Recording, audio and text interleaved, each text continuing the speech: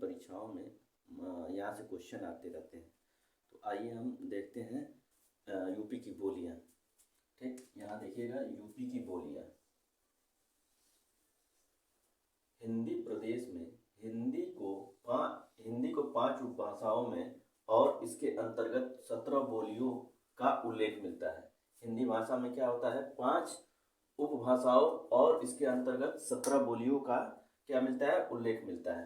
ठीक, अब देखिएगा पहला इसमें समझिएगा कि पश्चिमी हिंदी के अंतर्गत कौन कौन सी बोलियां आती है ये बताऊंगा। और पश्चिमी हिंदी, अब देख लीजिएगा यहाँ पे पश्चिमी हिंदी, इसका उद्भव क्या है, उद्भव ये सौर सैनी अपभ्रंश से इसका उद्भव हुआ है।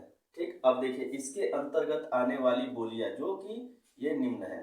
अब देखिएगा पहला इसके अंतर्गत कौन सी आती है, खड़ी बोली।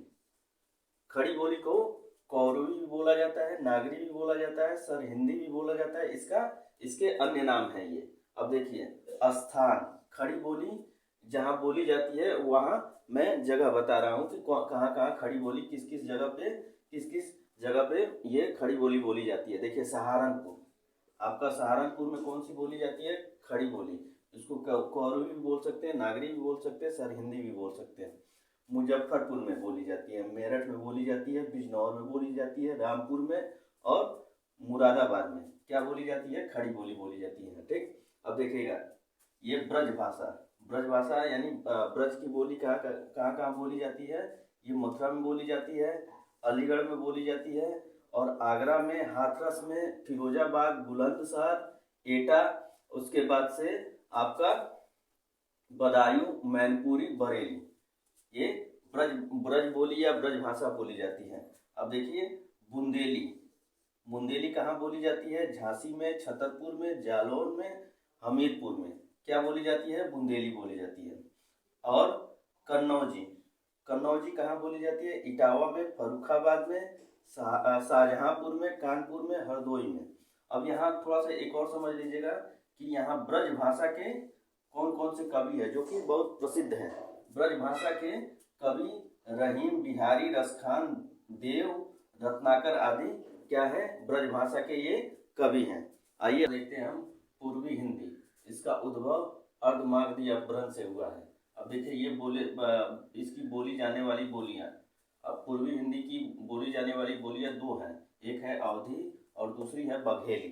ठीक, तो देखिएगा अवधी, इसका केंद्र स्थान अवधी का कहाँ है, अयोध्या है।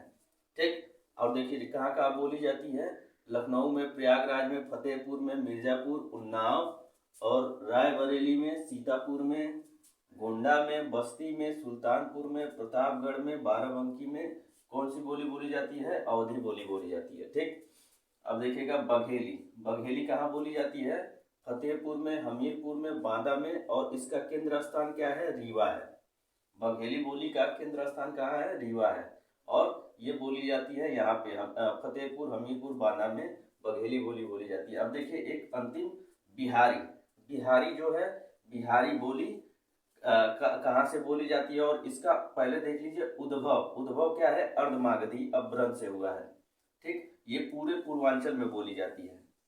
ठीक, अब आइए थोड़ा सा हम फैक्ट समझ लें। फैक्ट जितने वर्षों में पूछा गया है क्वेश्चन वे समझाते चल रहा हूँ। आइए थोड़ा सा फैक्ट देख लें कि जो विभिन्न परीक्षाओं में पूछे गए हैं। तो देखिएगा ढूढ़ाड़ी बोली ये कहाँ बोली जाती है, राजस्थान में।